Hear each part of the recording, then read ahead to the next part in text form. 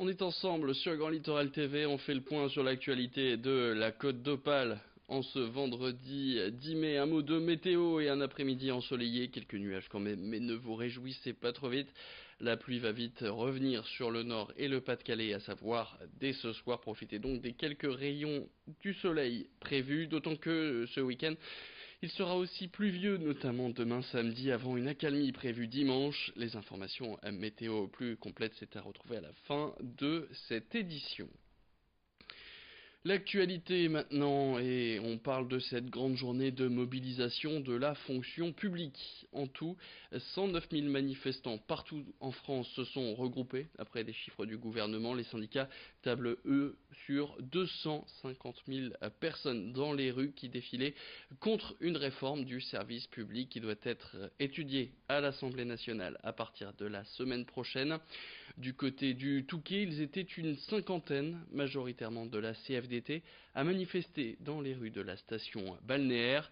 Le cortège est parti de la place du Centenaire pour remonter la rue Saint-Jean avant de passer par le marché et devant la mairie. A noter que c'est la quatrième manifestation des fonctionnaires depuis 2 ans et le début du mandat d'Emmanuel Macron. Eux ne croient pas au rétropédalage du gouvernement qui avait annoncé par la voix de son président finalement ne pas vouloir supprimer jusqu'aux 120 000 postes comme prévu initialement. Louis Caillé était pour nous dans les rues du Touquet. Je vous propose d'écouter certains de ces manifestants. Moi, ça fait 31 ans que je travaille dans les services publics, en mairie, en département, en communauté de communes. Mes collègues, ils s'occupent de l'eau, de l'assainissement, j'ai été dans les services sociaux des départements, je vois tout ce qu'ils font. Donc j'en ai assez qu'on dise n'importe quoi sur les fonctionnaires. Nos postes ne sont pas à vie. En cas de faute, on est radié et on est radié à vie. On est évalué à la qualité de nos services chaque année, donc on n'est pas du tout des nantis. Les niveaux de salaire, vous les connaissez, pour les niveaux C, c'est le SMIG, donc on en a ras-le-bol que la population soit montée contre nous sur des fausses vérités, c'est ça qu'il faut dire. Voilà, et là on craque. Et puis après cette mobilisation sur le littoral, comme par exemple à Dunkerque, à Calais ou encore à Boulay-sur-Mer, et bien comme d'habitude, une partie des manifestants se sont rejoints du côté de la métropole lilloise dans l'après-midi, notamment autour de la Porte de Paris, qui est le lieu de départ des manifestations dans la ville de Lille. En tout, ce sont près de 2000 personnes opposées à ce projet de loi censé moderniser leur statut qui se sont regroupées, cette fois-ci donc en métropole lilloise. Lucille Berthe Constant était pour nous dans les rues de Lille et un constat, plusieurs corps de métier étaient représentés, notamment du côté de l'éducation nationale. Nous, on vient pour manifester notre opposition au projet de loi fonction publique et au projet de loi Blanquer sur l'école de la confiance. Voilà, c'est les deux projets qu'on vient contester aujourd'hui, qui pour nous se rejoignent, puisqu'ils portent atteinte au service public d'éducation et à l'ensemble des services publics. Et ils remettent en cause l'idée que les fonctionnaires, c'est des gens qui sont là pour œuvrer pour l'intérêt général, ce qu'on veut continuer de faire.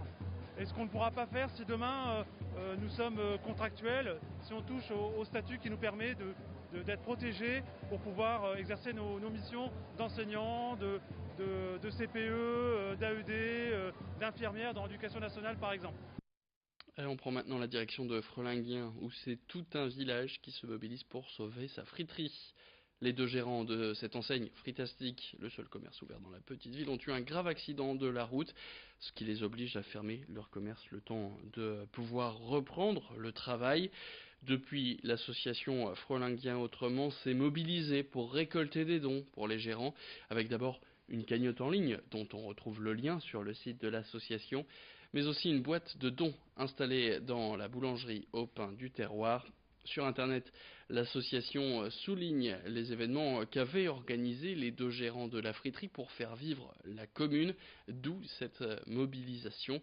Plus d'explications au micro d'Alicia Sanfilippo.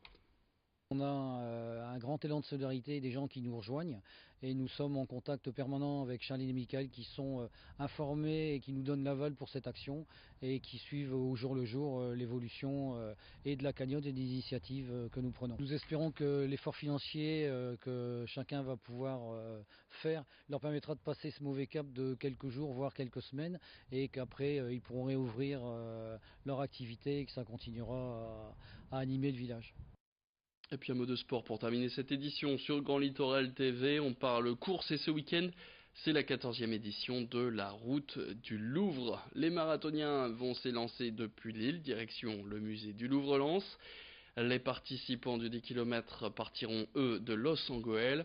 Un grand rendez-vous qui rassemblera aussi des randonneurs avec tout le monde comme objectif le célèbre musée situé à Lens. En tout, 15 000 participants sont attendus dans cette grande journée sportive. Écoutez Sylvain Michel, le directeur adjoint de la Ligue d'athlétisme des Hauts-de-France. Il revient sur cet événement ce dimanche. Cette année, c'est 15 000 participants, dont 2200 marathoniens qui partiront le 12 mai à 9h30 rue Féderme à Lille, avec une arrivée au musée du Louvre. Un 10 km avec plus de 4000 participants au départ de Los Angeles avec une arrivée au musée et bien sûr plus de 5000 randonneurs avec des randonnées très sympathiques, une au départ de Lorette, une au départ de Arras, une autre au départ de Los Angeles avec la montée des Terry, la Louvre-Lens. C'est le marathon par lui-même, c'est quasiment le 10e plus grand marathon français de l'année. On connaît les plus gros marathons avec Marathon de Paris, La Rochelle, Nice-Cannes, et nous on arrive tout de suite derrière. Et le 10 km, c'est le plus gros 10 km du Pas-de-Calais. Et puis en bref, on reste dans l'actualité sportive de la Côte d'Opale, un mot de football. L'USLD, le club de football de Dunkerque, se maintient officiellement. Il aura fallu attendre l'avant-dernière journée de national pour voir les Maritimes se maintenir au 3e échelon national grâce à cette victoire sur la pelouse de Chambly 2-1. De son côté, l'USBCO, le club de Boulogne-sur-Mer, qui n'avait plus rien à jouer, s'est imposé 4-2 sur la pelouse de Bourg-en-Bresse grâce à un triplé signé Robert Maha. C'est la fin de cette édition. Merci à toutes et à tous de l'avoir suivi. Et tout de suite sur Grand Littoral TV, la météo.